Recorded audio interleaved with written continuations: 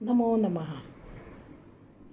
आज आपण बघूया की प्रसिद्धीच्या मागे धावणारा माणूस काय काय करत असतो, काय काय वेड्यासारखे चाळे किंवा भ्रमिष्ठासारखं आचरण कसं कसं करत असतो.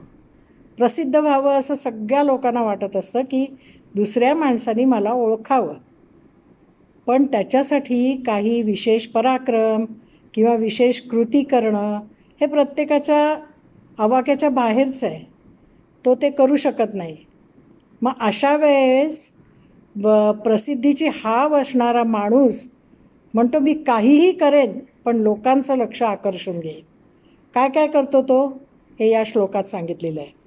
श्लोक असा आहे, घटम भिंद्यात पटम छिंद्यात कुर्याद रासभरोहणम येन केन प्रकारेण प्रसिद्ध हा पुरुषो भवेत.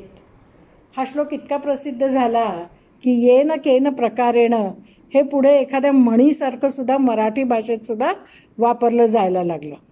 तर असा प्रसिद्धीची हाव असणारा माणूस काय करतो, घटम भिंद्यात एखादा घडा फोडतो की लोकांनी माझ्याकडे त्या आवाजाच्या मिशाने तरी बघावं. पटम छिंद्यात कपडे फाडतो लोकांना आकर्षून घेण्यासाठी. कुर्याद रासभरोहणम इतकं काय कमी आहे की काय म्हणून तो गाढवावर सुद्धा बसतो की त्यामुळे तरी लोक माझ्याकडे बघतील आणि गाढवावर बसतो. तर अशा प्रकारे तो काय वाटेल ते चाळे करत असतो लोकांचं लक्ष आकर्षून घेण्यासाठी.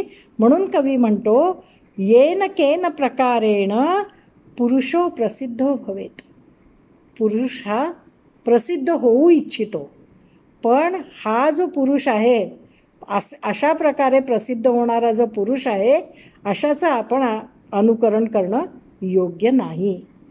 आपल्या आपल्या गुणांनी किंवा आपल्या चांगल्या कर्मांनी म्हणा किंवा आपल्या पराक्रमांनी म्हणा आपण लोकांमध्ये प्रसिद्ध व्हायला हवं हे सांगू इच्छितो आहे कवी. धन्यवाद.